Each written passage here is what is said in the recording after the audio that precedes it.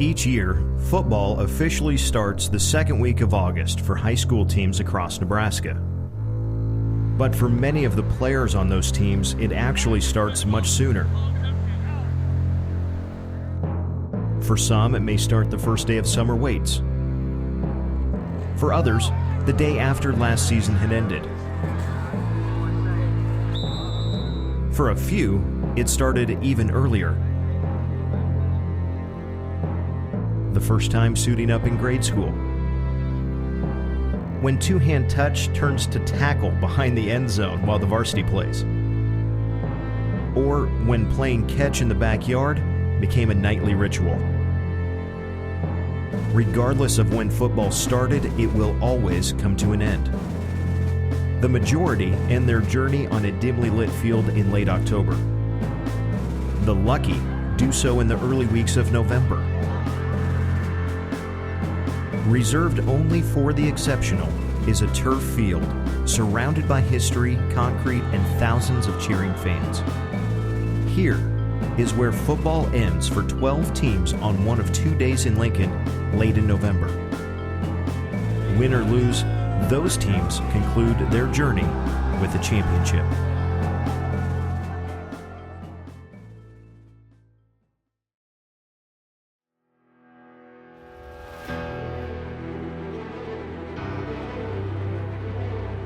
You know, they've just been a real solid group, and we've been fortunate at East Butler to have a lot of good kids, and kids come through, and they're representing those kids, and when we weren't eligible those couple of years, so they're still representing those guys as well. So just really enjoy them, and they come to practice every day ready to work. So it's been a good season for them. East Butler again found themselves in the second round of the Class D1 state playoffs after falling to Heartland in 2016. This year's opponent, Nebraska Lutheran. The two teams met previously in Week 6 when the Tigers handed the Knights their only loss of the season. Lightning struck twice. The following week, East Butler took down undefeated Creighton to set up a rematch with Howells Dodge. 80 days had passed since the Tigers' season-opening loss to the Jaguars. This time, history did not repeat, and East Butler punched their ticket to Memorial Stadium. It's a great feeling to be able to tell your team they're going to play at Memorial Stadium, and that's what those kids have worked for, you know, especially those seniors all 4 years. That's what you hope to get, and we've had a lot of good teams in the past that weren't able to get to that point, and you know, we kind of focused on those things about past players and how we want to represent our school and those players, and you know, they really had a solid week of practice going into state finals, and we had a really good feeling about things as we entered that final game. We talked a little bit earlier. Hey, we talked about what we want to do. First thing, like I said, I told you before, I love you guys. I love what you do for our school. I love how you represent East Butler. Okay, but today is a chance. Okay, today is a chance. Right now, you're winners. Right now, you're winners, but you get the chance to be champions, fellas. Okay, and nothing could be better than that for high school football. Okay, let's finish. Let's work hard. These seniors, it's going to be your last game. This is, you know where your last play is going to take place. It's going to be on the field at Memorial Stadium. Let's make the most of this opportunity. Make this our field. Let's get it done. One group, one team. Let's go on and earn it tonight. Let's go.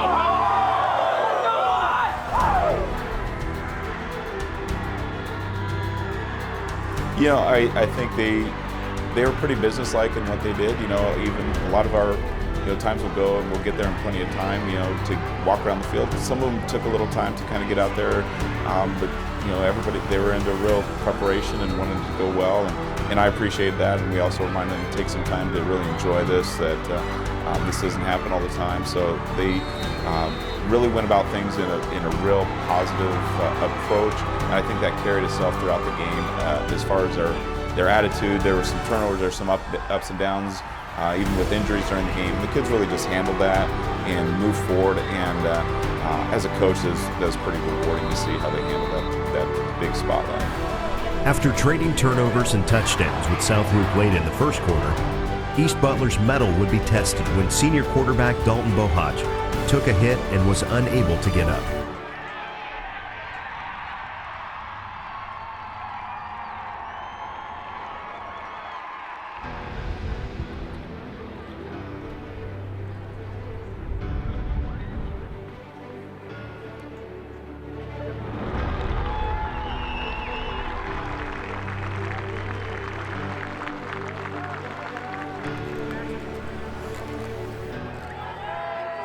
our kids have a lot of confidence in Dalton and know what he can do. They also believe in, we have Jaden Reynolds as a backup quarterback, but he had been filling in some different roles as well since we had some other injuries. So it was kind of a little bit of uncertainty, but also the feeling like we got to find a way to do this. Turnovers plagued the start of the second quarter for both teams.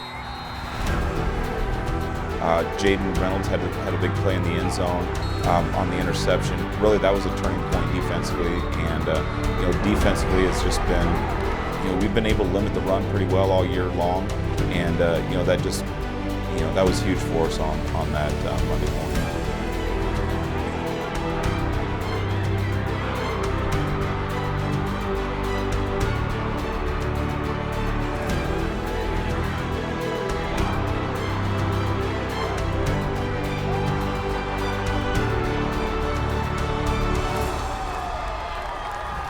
Having seen enough from the sidelines, the Tigers' QB1 overcame his injury and returned to the huddle.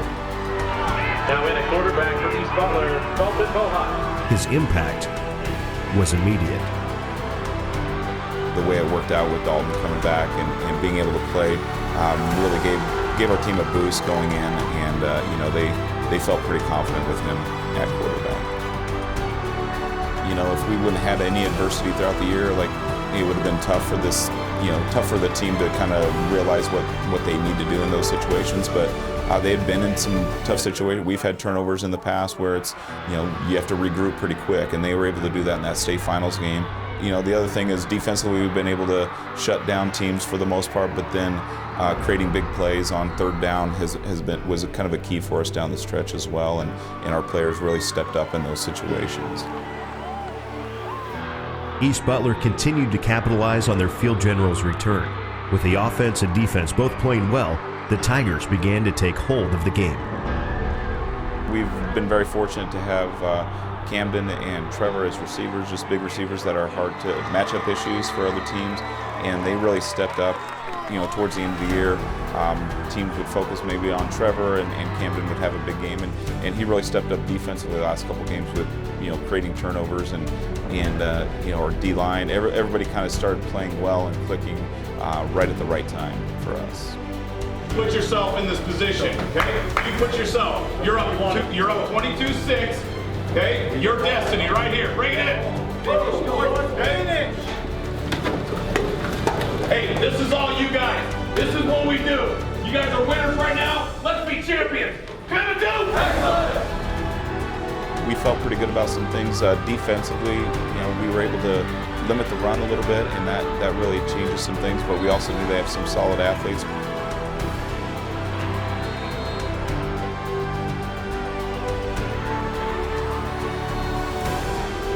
South Loop was a very good team and flowed very hard to the ball, and then we were able to take advantage of that with some screens and things throughout the game. But there's a very aggressive front line, and for the most part we weren't able to move the ball effectively up front. But as the game went on, we did get a few more yards, and that really kind of changed things for us.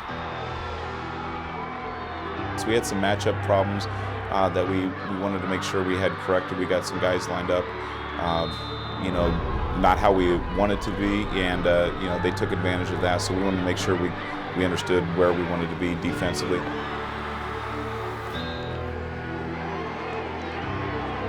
Interception in the end zone. That'll be a touchback.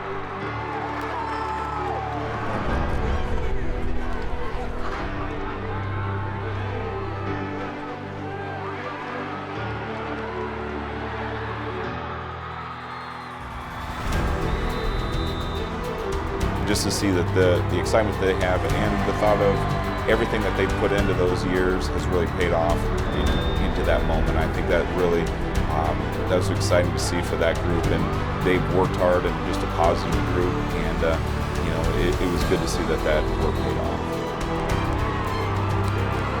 You just try to take some time and think of all the years that it didn't go, that you weren't that team that ended with that.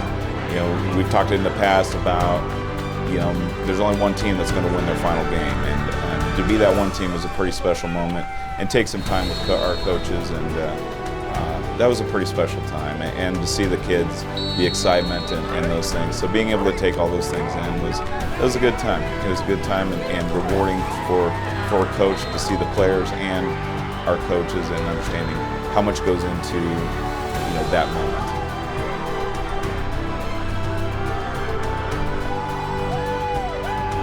Just the amount of people that just came up and just talked about how proud they were, and I've never seen them at games before, but felt like they were part of it. And even looking back at the game and seeing people in the stands hugging, and it was an exciting part. Just the excitement that it wasn't just our football team or just our parents or our school, but it was truly a community thing, and seeing all those people react that way, it was pretty awesome.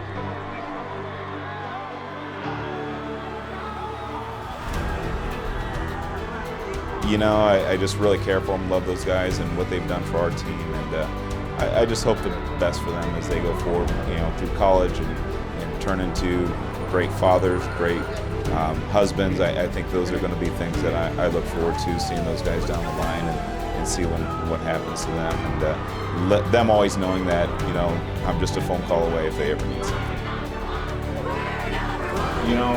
I don't know what else there is to say besides you're the best team in D1, okay? Like, that's a great feeling. Were we the hungriest team? I think we were the okay?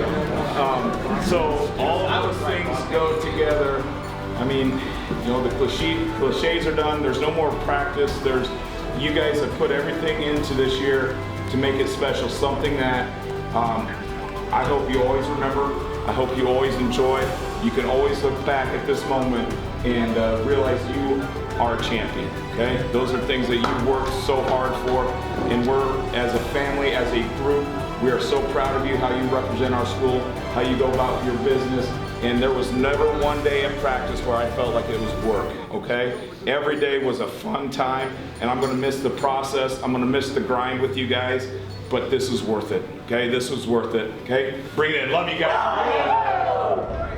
Practice Wednesday. Champs on three, 1, 2, 3, champs! I'm getting a new puppy.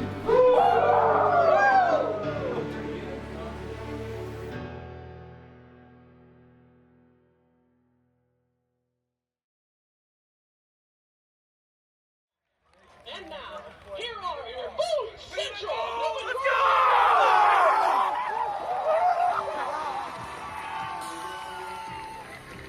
In 2016, Boone Central Newman Grove missed out on the playoffs. This in itself isn't big news, except for the fact that it was the first time since 1997, when Albion was a school by themselves, that they had not been in the postseason. That run included championships in 2001 and 2014, along with runners-up in 2004 and 2012. To say the least, a certain level of expectations followed the Cardinals into each season. So when they found themselves watching the 2016 postseason, these players took it to heart. A renewed purpose carried them through the regular season, where they came up short against just two teams, Wayne and Norfolk Catholic. Throughout the season, Boone Central Newman Grove sported an explosive offense. Most of those plays came from their senior quarterback, Dylan Gentrup. It was Gentrup who was a driving force not only in games, but workouts and practices. Talk about playing for your brothers and your family and your town, and as soon as we lost that second game of the year, number 7's the first guy who was right on board with myself and saying, hey, we made a lot of mistakes tonight, guys. We clean those up, we'll be fine. Boone Central Newman Grove entered the C1 playoffs as the 6th seed. They took care of Auburn in round 1, 40-3. A road win over number 3 Boys Town, 19-9, would follow. After getting by Pierce in the semifinals, 42-25, the Cardinals set their eyes on a rematch with number 1 Norfolk Catholic. Again on the turf, but this time in Lincoln.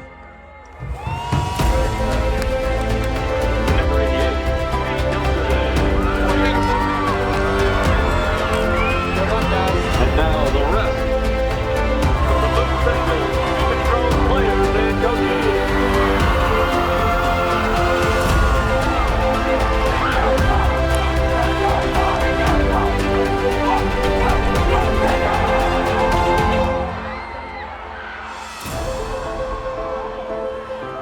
It was a first half marred by close calls and mistakes for the Cardinals. Mistakes the Knights were only too happy to capitalize on.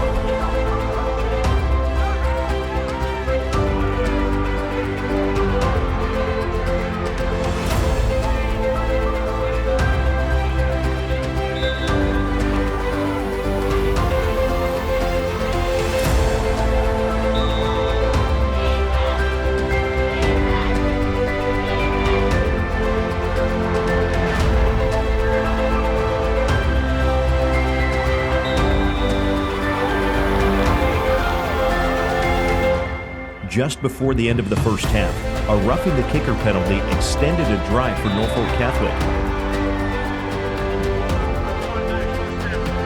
which they turned 3 points into 7.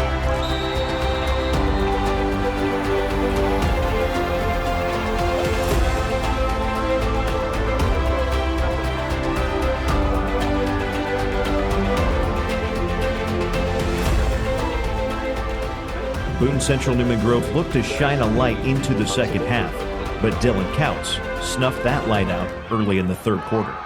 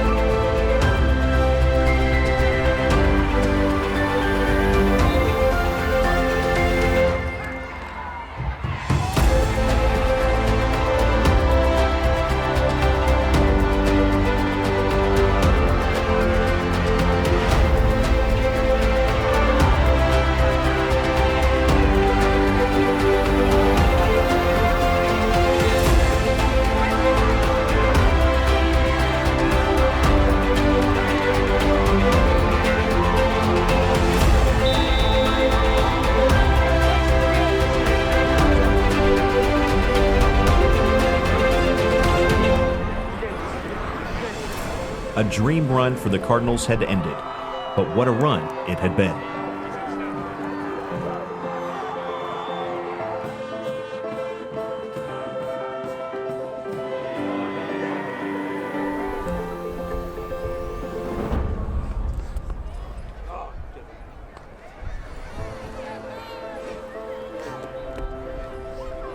Number 4, Brendan Fireman. Number 7, Dylan Gittrem. Number 8, number 22, Chase Eman. Number 32, William Fry. Number 33, and number 88, Cody Nelson. Congratulations, Boone Central Music Road. Testament to the kids. 51 weeks ago we sat in a meeting and talked about the disappointment, and tonight wasn't 2.5 hours. Tonight's a year's worth of work, a year's worth of weight room, and it shows. And these kids had a couple of disappointments earlier in the year, but it really kind of solidified who they are, and they've known that they haven't had any slip-up or any room for slip-up since that point, and it's really helped them be Zoom-focused and play outstanding.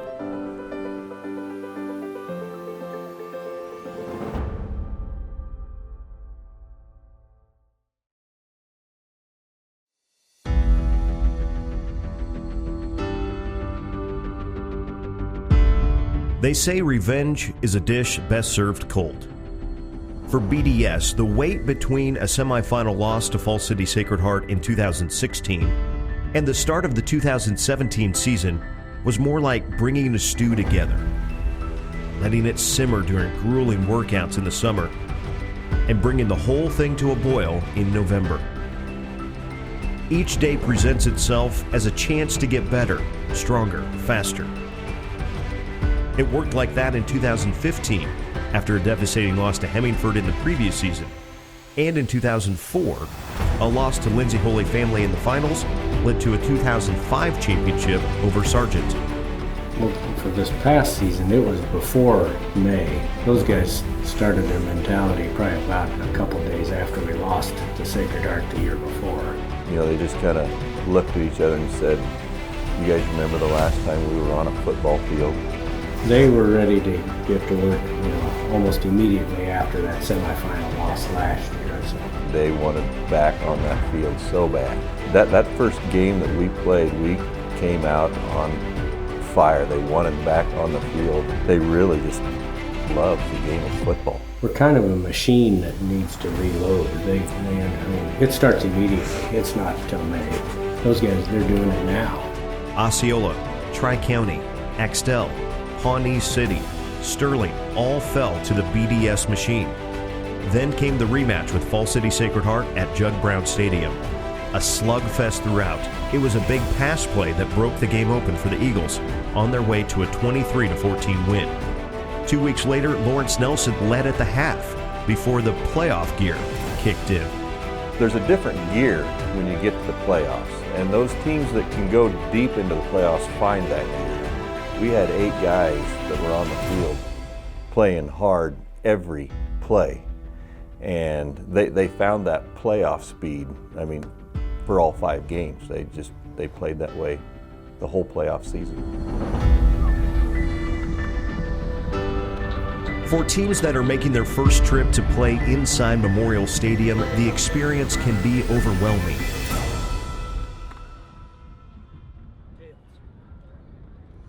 But for these seniors, this was their 19th playoff game and 51st game overall. Many players only get 32 total games in 8-man football, yet these seniors benefited from what amounted to more than 2 extra seasons of practices and games. Did Memorial Stadium open any eyes on the Eagle sideline? They were still mad about losing last year. We could have played on the moon, and they'd have still been mad, and it was more about redeeming themselves from what I don't think the stadium mattered at all. I didn't know how many points they were going to score, but on the first play of the game, I knew we were going to score. Under center is Rouse, 3-step drop back, he wants to throw, looks left, nothing's there, under pressure, he's gonna be sacked! In the backfield it is Dixon who's there. And now Rouse wants to throw, looks right, nothing's there, he looks left, he's gonna run out of the pocket, he is gonna be hit hard. John Christensen is there, Dixon is also there to wrap him up.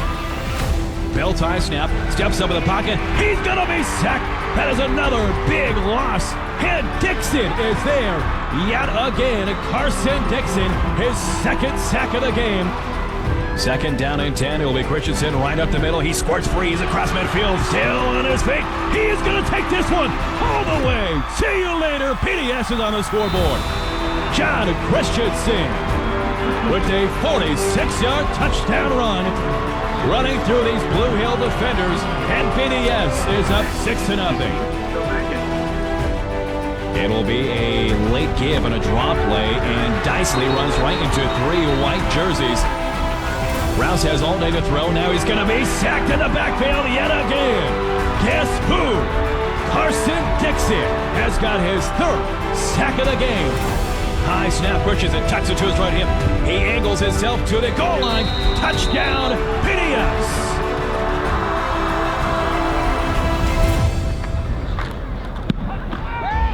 It'll be an end around here as Thomas makes stutter steps, waits for the tackle. He's on the near sideline.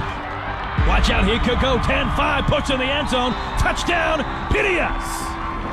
A very patient run by Thomas Mick. Blue Hill would not roll over, scoring twice in the second quarter.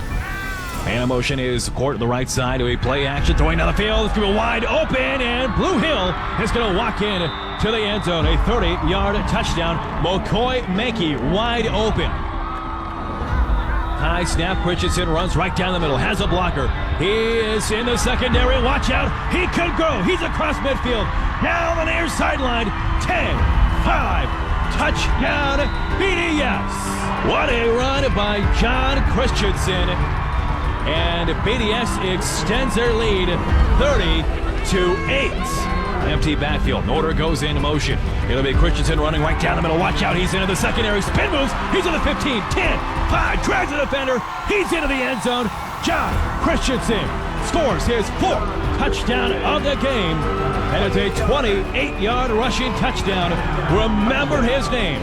It is John Christensen. He wears jersey number 8. Blue Hill's got a lot of work to do, down 36-8. Rouse in the backfield, 2 wideouts each side. Bell-tie snap, plays it on the near side. It is caught by Dicely. Sidesteps 1 defender, and he walks into the end zone. Touchdown, Blue Hill. Nice play there by Dicely. After 2 quarters of play here inside Memorial Stadium, it is BDS 36, Blue Hill 16. 2 years ago, we were ahead too big at halftime, and that second half was a totally different ballgame. So I was still scared. You know, the game clearly wasn't in hand. I was afraid. I didn't want something like that to happen again, where they get the momentum. When the game resumed in the second half, so did the Eagle dominance up front. First down and 10 from their own 28. Here's Mick around the left edge. He's in the secondary, into Blue Hill territory, to the far sideline. 20, 15, 10, 5. PDS touchdown. What a run. 53 yards by Thomas Mick. Big play coming up for the Bobcats. 4th down and 1 for Blue Hill from the BDS 1-yard line. Under center is Rouse. A good push forward. I don't know if he got it. And he is going to be just shy of the goal line. That stiff BDS defense stands tall. Sharp goes in motion. It'll be a handoff around the left edge. Good stiff arm. He turns upfield. He's across midfield at 30. Another stiff arm down the near sideline. He's off to the races. 20, 15, 10. Kiss him goodbye. Touchdown, BDS. And he scores his 1st touchdown in the state championship game. 3rd quarter comes to an end. It is BDS 50, Blue Hill 16.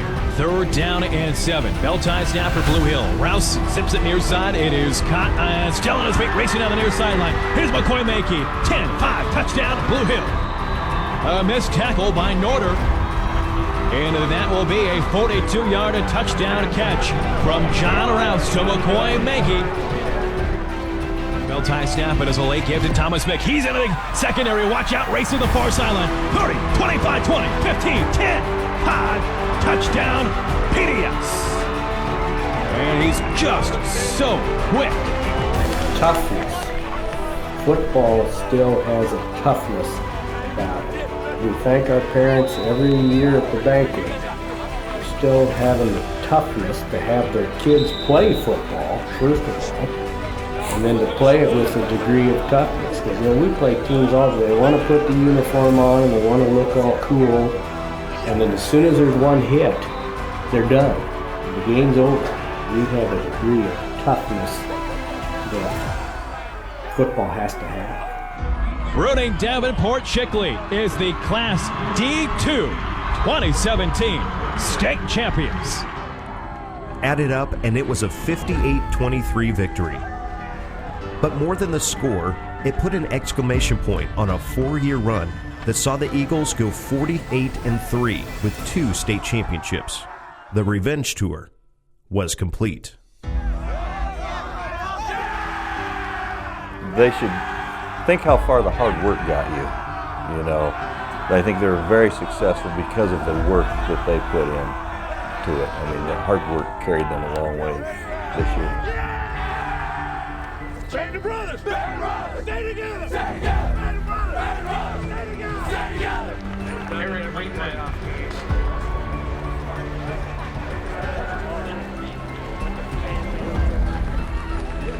Dominic Yutan, we have a special award for you. I'll shake your hand, you give it to him. How's that? Or make him play.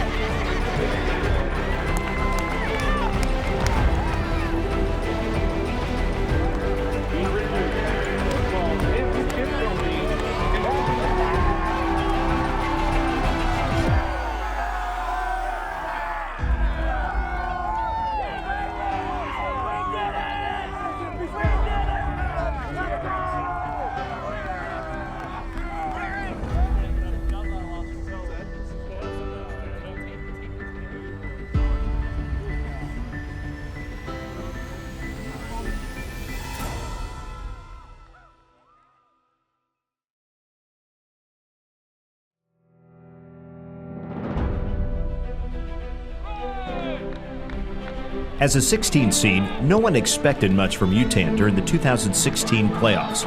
They began their postseason with top-ranked Centennial. The undefeated Broncos had previously beaten Yutan 14-12 in Week 2. A similar result was expected 8 weeks later, but the Chieftains had something else in mind. Unaware of everyone else's expectations, Yutan upset the Broncos 34-6.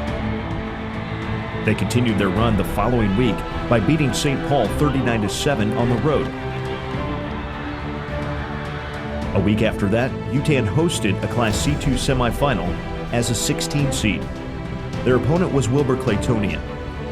The Wolverines had won every game they'd played that year, including their Week 7 matchup with the Chieftains.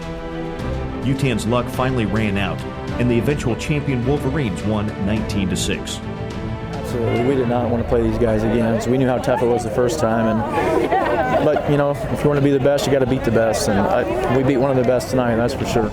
Clearly capable of making deep runs in the playoffs, the Chieftains returned to the field the following summer with high expectations for the fall. The only problem was their schedule. Yutan opened the year with a loss to Battle Creek.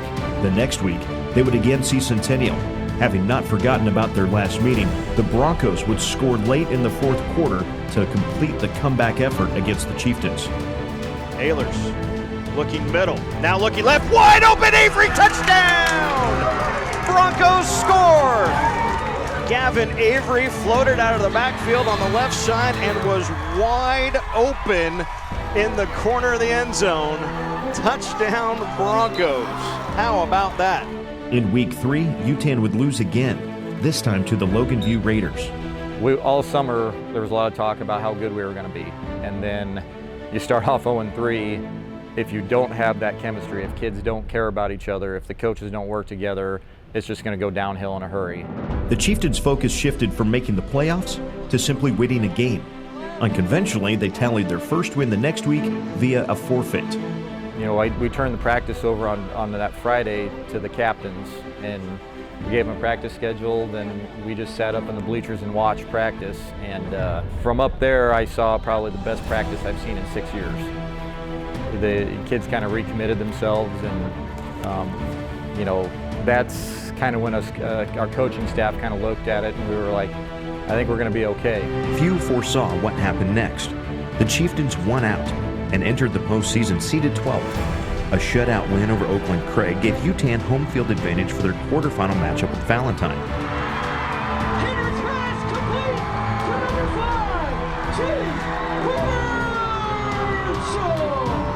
Down 7-6 entering the fourth quarter against the Badgers, the Chieftains scored 14 unanswered points to return to the state semifinals. These guys have worked really hard. Especially our senior class, we got 4 of my 5 starting linemen can bench press over 300 pounds. They squat almost 400. All 4 of them are, 3 lift total over 1,000-pound guys. So they've really been working for it. And they came through with us for us in the end, that last drive, getting running the clock and eating it up. It's fun to see the seniors, especially Colton. Colton Feast has started every game since he was a freshman. He has never missed a game. And he's played in 2 semifinals and another quarterfinal. He's kind of the heart and soul of the team. And, we ride him quite a bit as far as he's the best player in our class. And I haven't seen anybody that's really that close. It's fun to get to coach him for another game. 7 days later, Yutan avenged their season-opening loss to Battle Creek, defeating the Braves 24-20 and securing their spot in the state finals at Memorial Stadium. Meanwhile, on the other side of the bracket, Centennial found themselves in a semifinal matchup with Lincoln Lutheran. The undefeated Broncos prevailed 33-20 to arrange their 4th meeting with Yutan in the last 2 seasons. Now that we've got there, that's great, but we got to try to win it now and beat a Yutan team that we have quite a storied history with, and have a lot of respect for. So try to get healed up and play a heck of a Yutan team. The stage was set. Yutan and Centennial would once more throw down the gauntlet, but this time the whole state would be watching. This is the dream we talked about on Tuesday. That most kids, most coaches get a dream about. You're going to get a living. The biggest thing I want you guys to know is play for each other and trust the process. You guys don't have to do anything that you haven't done the last 12 weeks. Okay? Go out there and play fast, play physical, play for each other, and play every single down as hard as you can. Reset your mind every 6 seconds, good or bad, right? And let's take home the first state title back to Centennial. Let's go!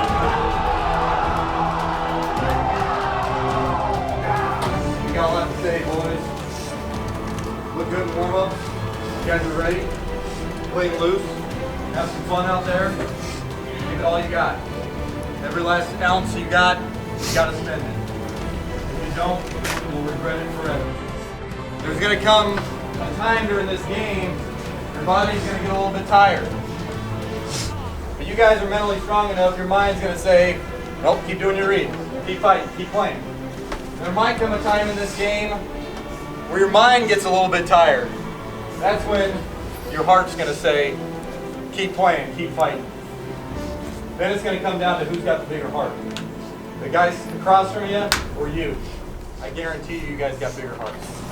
Nobody starts 0-3 and then comes back to the state championship. I don't think it's ever been done. They might have 3 losses, but starting 0-3 and then battling your way back, we got the bigger hearts. You just got to go out there and show it. I'm proud of you. Like Coach said, I love you guys. This has been awesome. Let's finish the job today. All right? Get after it.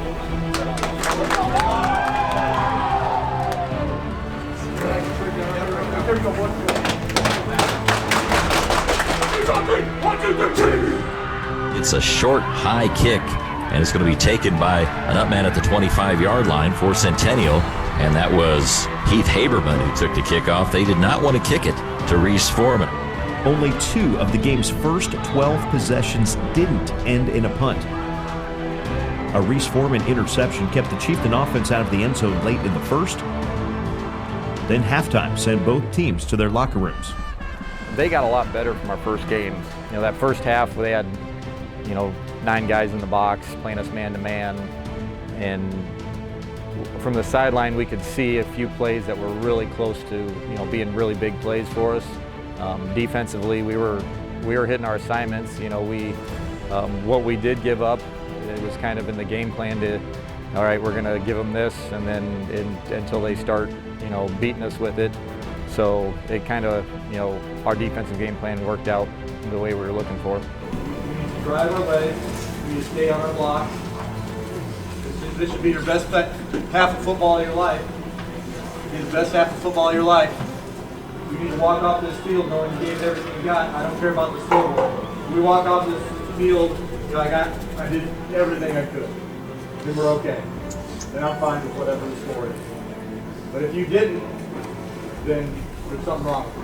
Because we've come too far to do that kind of stuff.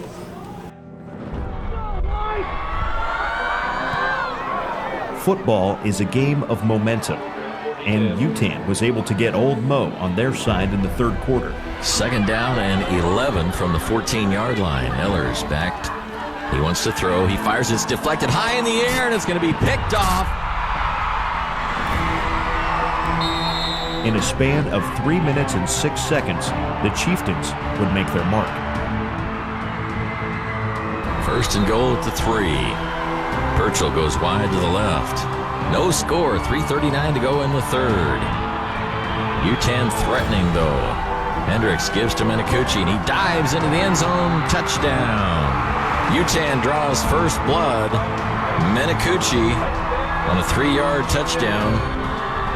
And it comes with 3:37 to go in the third quarter. Ellers gets the snap. He wants to throw. He's being chased. He's going to be hit. He's going to be sacked.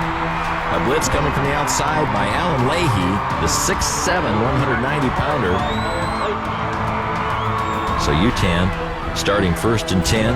They have not been able to do much offensively. Hendricks goes back. He wants to throw. He sets. He fires long downfield. He's got a man down there. Burchell makes the grab. He's at the 30, the 20, the 10, the 5. Touchdown, Yutan. About 3 offensive plays before that, on a different series, Griffin had come up to me and said, "Hey, I think we can hit our it's a back shoulder fade and go." And then right before that, Burchell came up to me and he's like, I can get this route." And in my ear, all the coaches were telling me, just pound it at him, and I'm like, "Nope, we're going deep." And they asked, what do you think? And I said, the players asked for it. But it was kind of funny listening to my coaches tell me, the guys up in the box and on the sideline, that don't be throwing it, just pound it. And then after we scored, I kind of got to look down at them and ask them, you still want to be running it, or so that was pretty fun. Ellers back to pass. He's got all kinds of time. Fires downfield, and it is picked off. Intercepted by Clayton Nelson. Nelson to the 35, to the 30. He's to the 20. The 15, the 10, knocked out of bounds at the 5-yard line. Clayton Nelson, beautiful return, and Yutan knocking on the door. If Yutan scores here, it'll be a really tall order for the Broncos, who just have been out of sync offensively all day long, as Hendricks walks it in from 1.5 yards out. Their touchdowns have all come within a 3-minute span of this third quarter. I've been asked a bunch of times, what did we say at half to get them going for the second half? And I literally, said, keep doing what we're doing. Something's going to break. The Broncos needed a boost. They found it where they had found most of their offensive fire during the season. Quarterback Wyatt Ellers. Ellers rolling to his right. Will he throw it?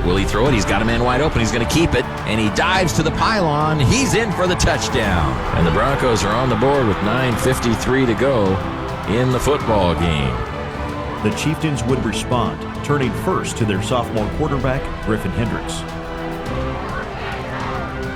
And he's just going to keep it. He finds an opening, and he breaks through. He's across the 40 to the 50. He's going to get knocked down from behind, but in Bronco territory at the 35-yard line. A quarterback draw, and Griffin Hendricks, just a sophomore quarterback, has his team down deep into Bronco territory on 1st and 6. Hendricks waiting for that play clock to run down to about 6, gives it to Menicucci, and Menicucci's into the end zone.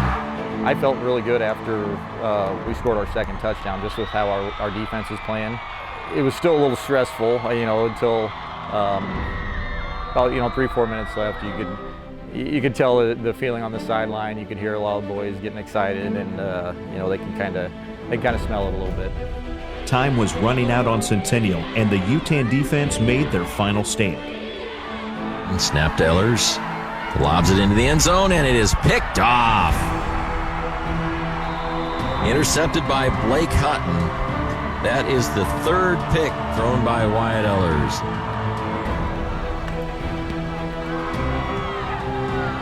Ellers to throw.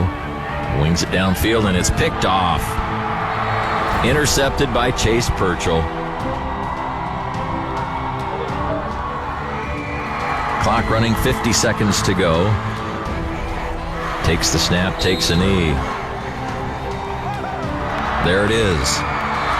The football game is over. I was just happy for the boys. You know, just the whole town and community, everything. These guys put in a lot of work.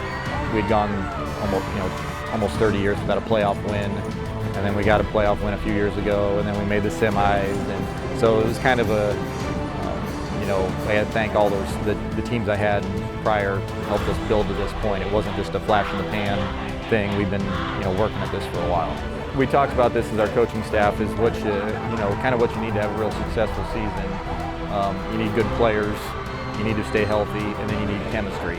And this team's chemistry was what got us there. The importance of that, of everybody being on the same page, everybody working together, coaches, players, everybody believing in each other. That to me is as important as having good players, probably more so, because if we'd have had a different attitude, this season could have been just one of the worst in school history, and ends up being the best. Guys, I'm so proud of you. Coming out of halftime, just sticking with it. That's kind of who you guys have been all year, and you guys, especially you seniors, where you guys took us was just amazing. Like I was telling the radio or the TV guys, when I got here, we were like everybody's homecoming. Everybody, Yutan. Now that's not done without hard work. You guys put in the work, and you were coachable, and you had the exact right attitudes you need to win a championship. It's, you can carry this with you for the rest of your lives. It don't go away. You guys are champions. I don't care if you're a freshman who played on scout team and never saw it down. We needed you. We had 33 guys out here. Look how small this team is compared to everybody else. All right, we needed everybody out here. We needed to look, and you guys gave it to us.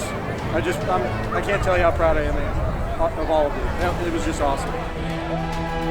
Here is the 2017 NSAA Class D2 State Football Championship.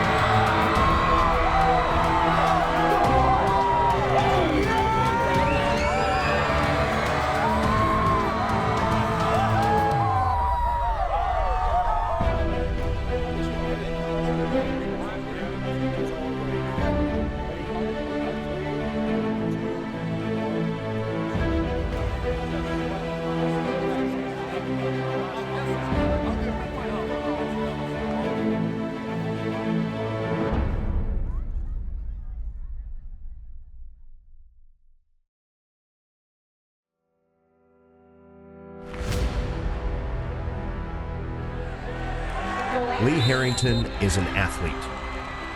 His gold medal says so. Classmate Cannon Coster is as well. Just ask any sports writer east of the Arch, or west for that matter. While the two have proven themselves on the mat and the court respectively, the gridiron is where they combine their talents. A Week 1 matchup with arch rival Grand Island would allow them to do just that.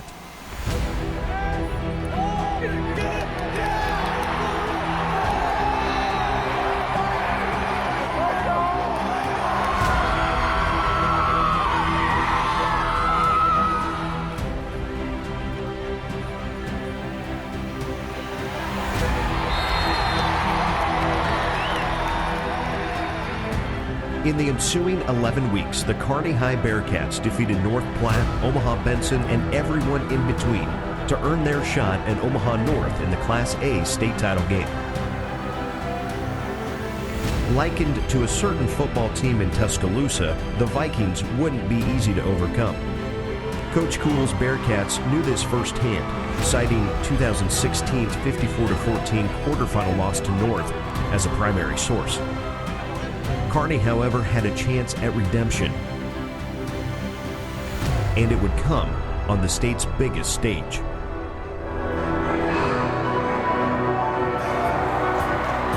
Number 6, Cannon Coster. Number 7, Brett Overmiller. number 75, Lee Harrington. And the rest of the 20 high school players and coaches.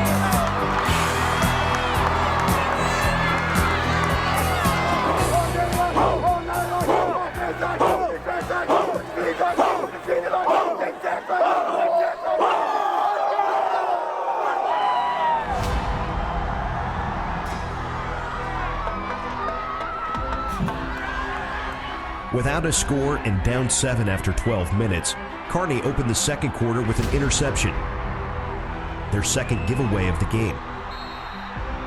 Omaha North already had 121 yards of offense. In the next 5 plays, however, the Vikings netted only 3 yards and were forced to punt from their own 25. And Studi.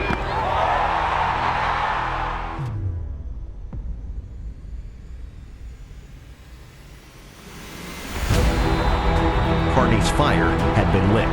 Isaiah Stallberg provided the igniting spark.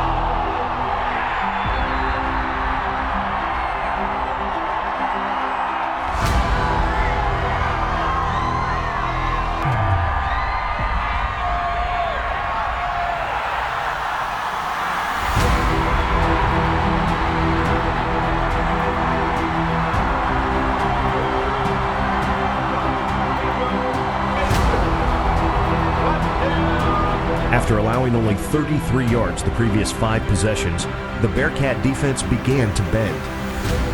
The Vikings took 11 plays to go 45 yards. Down 20-7 with 1:12 left in the third quarter, North coach Larry Martin felt the heat and went for it on 4th down.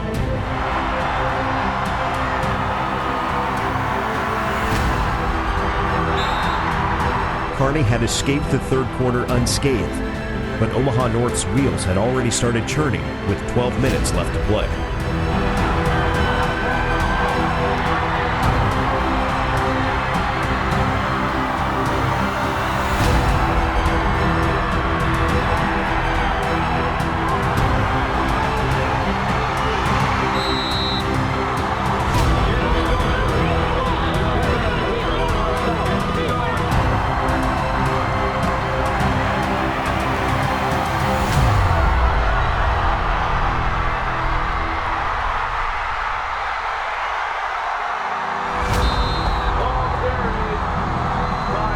Now tied at 20, Kearney had 7 minutes and 50 seconds to make their mark in the history books.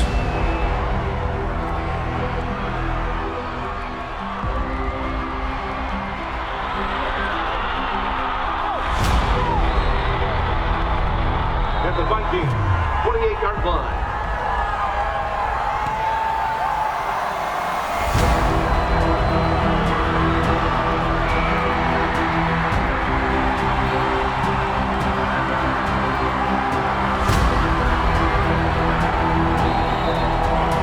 Ball close to the 10-yard line.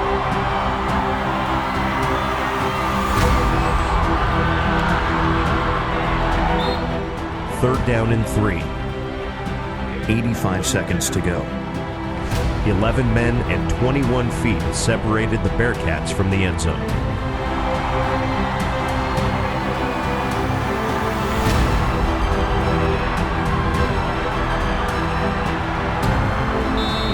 Timeout, Omaha North. All eyes shifted to Gabe Hines. The Kearney specialist had already made 2 of his 3 field goal attempts. At 23 yards, this would be the shortest of the 4, but only this one was for the win.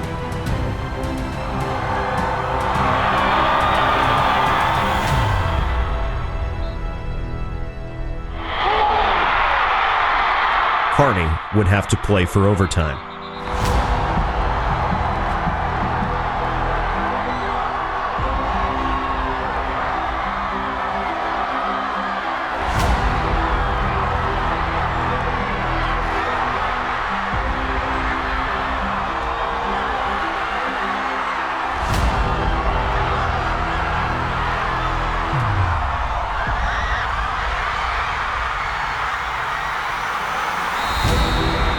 Unthinkably, Omaha North had come back, down 13 to start the 4th quarter. Their last drive took just 47 seconds, all on the ground.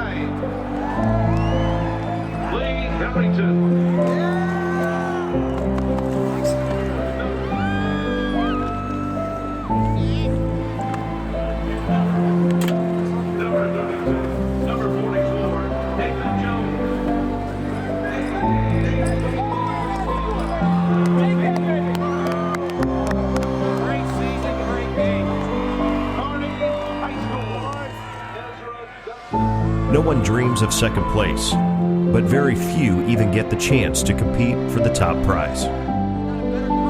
The scoreboard gave Omaha North the win, but Kearney proved that they were worthy of playing for a championship. Let's get one more breakdown here. There's nothing better than being in this huddle. Don't ever lose this process. Team, 1, 2, 3,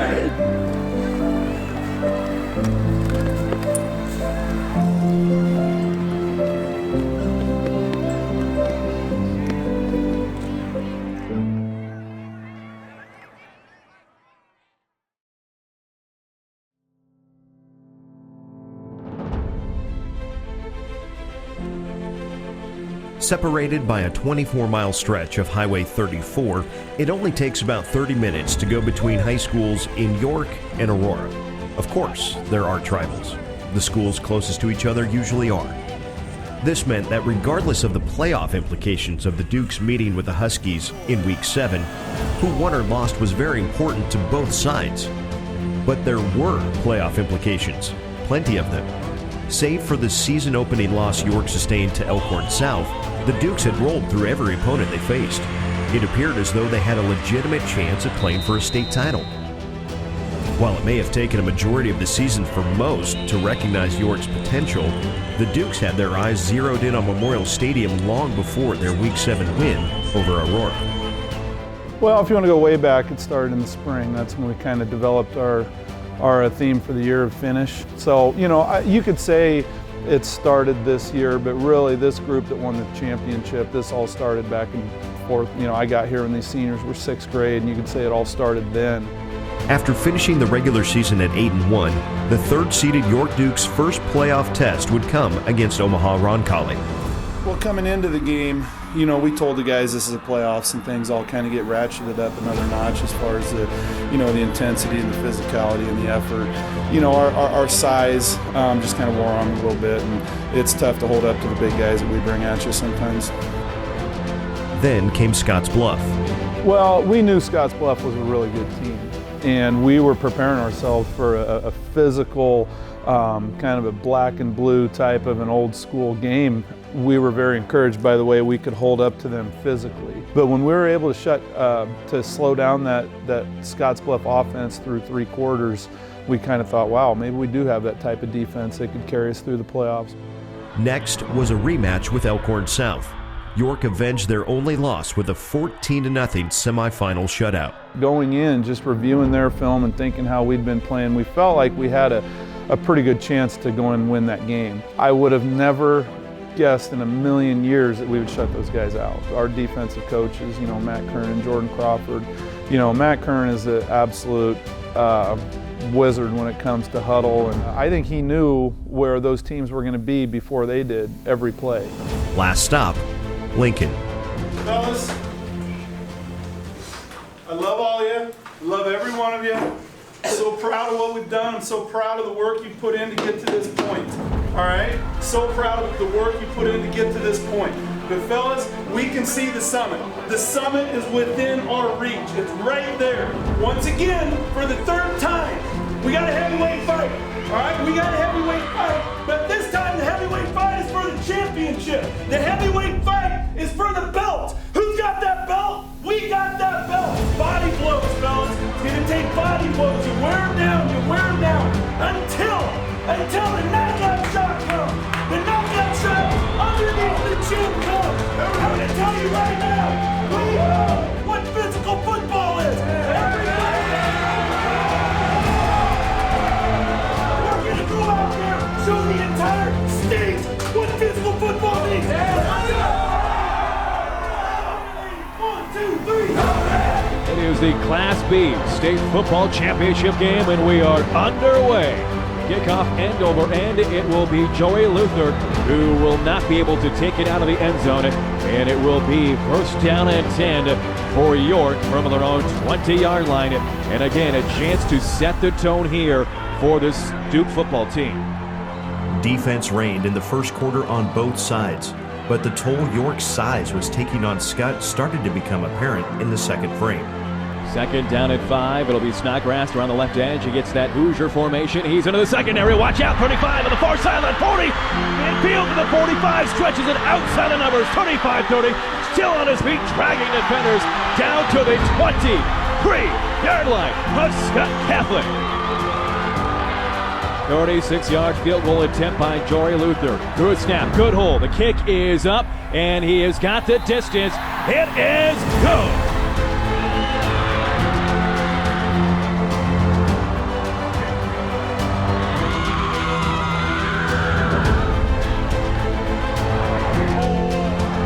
I formation, 2nd down and goal from the 1. Under center is Snodgrass. Again, they will try to push it over the goal line. He is still no call. He's got it. Garrett Snodgrass with a 1-yard rushing touchdown. I think our physicality definitely wore on him, and it went pretty much exactly according to script. Scott Catholic has punted every drive. It'll be a play action rolling out. He is being chased. He is going to be brought down. It is Garrett Snodgrass. He is sacked in the backfield. That is a 9-yard sack. It'll be play action. He wants to throw. Steps in the pocket. Delivers over the middle. It is going to be caught in stride. Touchdown, York. Brady Danielson over the middle. Goes down to his knees and makes the catch. He makes those difficult catches look routine because his hands and his body control are so incredible. And yeah, it did look like an easy play, but when you look at it, it was actually pretty tough, and he made it look routine. So it was a huge play right before the half. Well, I never got during the game a good explanation on what the heck happened there and how they got 30 yards in penalties, but we did scrape across the face mask, but they made it a 15-yard penalty. A 15 is supposed to be a grab and twist. This was a scrape across, should have been 5 if they gave him 15. Three-man defensive front. Here comes a blitz from the near side. Stepping up in the pocket, throwing down that far sideline for the end zone. Intercepted! It is Jeb Lucas who makes the interception. Jory had perfect coverage. Jeb was right where he was supposed to be, and then both of those guys played it perfect, but Jeb making the play on the ball was fantastic. You make a big-time play like that, we go into the locker room cheering and fired up. They go into the locker room on a negative note, and that was a big play in the game. You got to hand it to Jeb being a competitor and going up there and taking the ball from that kid. It was a major play in our season. And everybody on their feet right now for the York Dukes. Standing ovation as their team runs into the locker room right in front of them. It is halftime here at Memorial Stadium. And at the half, it is York 17, Scott Catholic 9. Hey, we got 2 more quarters for state championship.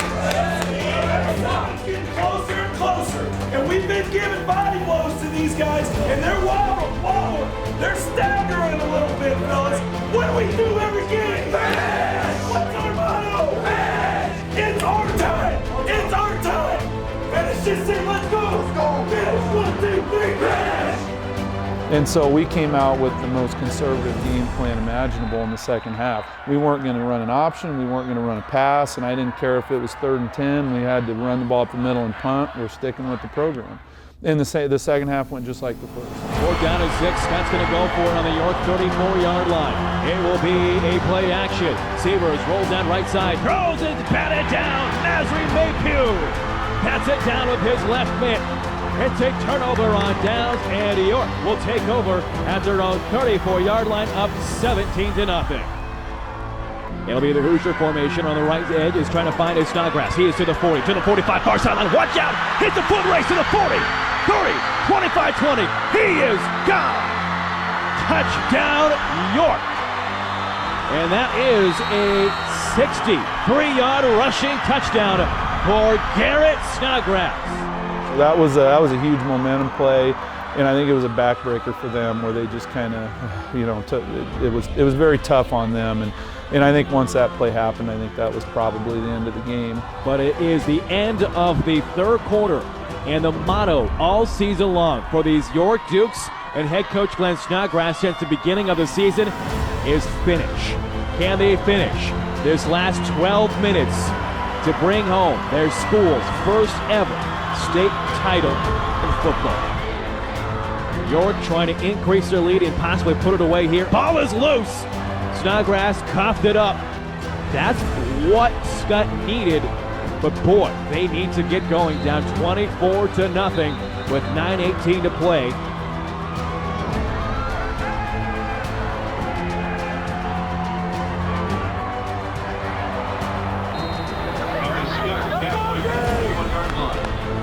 Third down and 10 from their own 34 for Scott. Severs rolls out left side, steps up, throws to the far sideline, and it's going to be intercepted.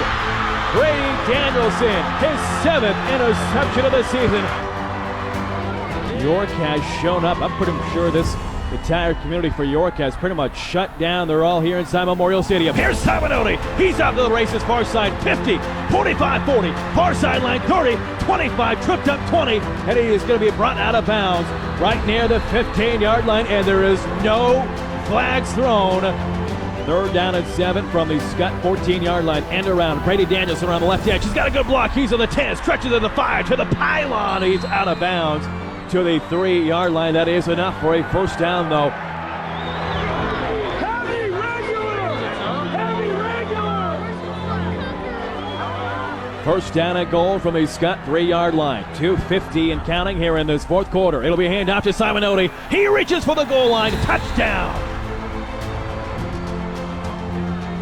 I remember when we scored the last touchdown, we had to make sure and get Simon in the end zone there because he hadn't scored that day, and he's been an amazing piece of this program for 4 years. I mean, 4-year starter, and can't even tell you what that kid has meant to this whole program. But once he scored, in my mind, I kind of thought, it's the last play Simon Odie's we're going to have for York Dukes, and it's a little bit emotional and sad there for a second. And Simon runs to the sideline. He's trying to get his elbow brace fixed up and everything, and Chalk, our trainer, and us like, Simon, you're done, buddy. We don't have to fix that thing anymore. and then you can tell he kind of started smiling and celebrating at that point. being chased to his receivers. He is going to be sacked. Ryan Rodriguez is there for the sack, and that will do it. Everybody is rushing onto the field for the York Dukes. York is your 2017 Class B state champion.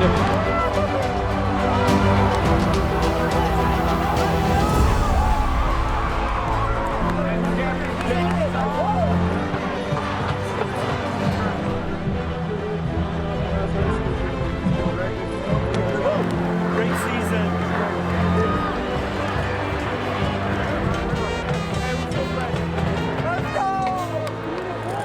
Lord, thank you for just blessing us with this amazing season. I mean, you've blessed us with people around us that support us in everything we do.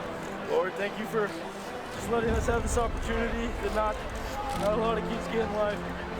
This is amazing, and just thank you for letting us come out here and play football. Amen. Amen.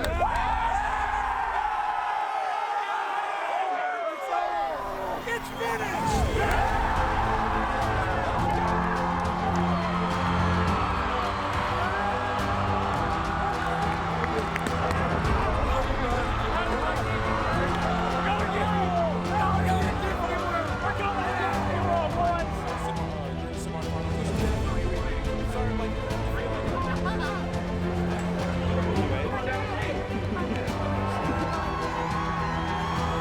I've been trying to kind of put Garrett on the back burner as much as possible just because, you know, he's a humble kid and we want to spread the credit around to everybody. But yeah, as a dad, it was awesome. I mean, putting the medal around all their necks was emotional and awesome. And, you know, some of those seniors, some of those hugs were really emotional.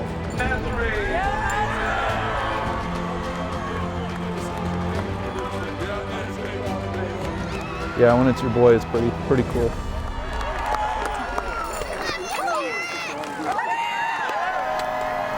We had our meeting with the seniors and I told them a lot of the things I needed to say have already been said, but I would just want to thank them for all the hard work they put into the program.